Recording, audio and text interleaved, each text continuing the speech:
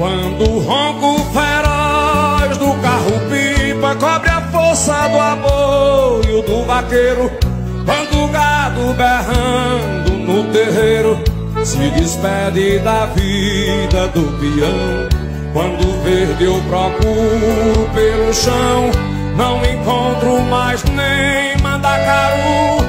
Da tristeza ter que viver no sul, pra morrer de saudades do sertão.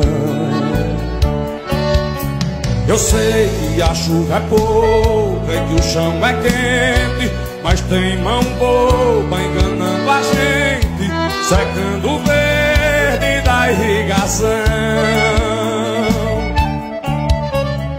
Não, eu não quero enchentes de caridade, só quero chuva de honestidade, molhando as terras do meu sertão.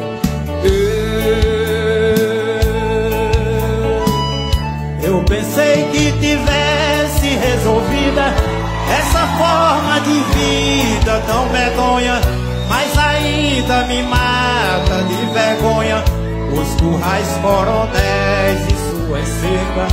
Eu pensei nunca mais sofrer da seca no Nordeste do século XXI, onde até o voo troncho do ano fez progresso e teve evolução.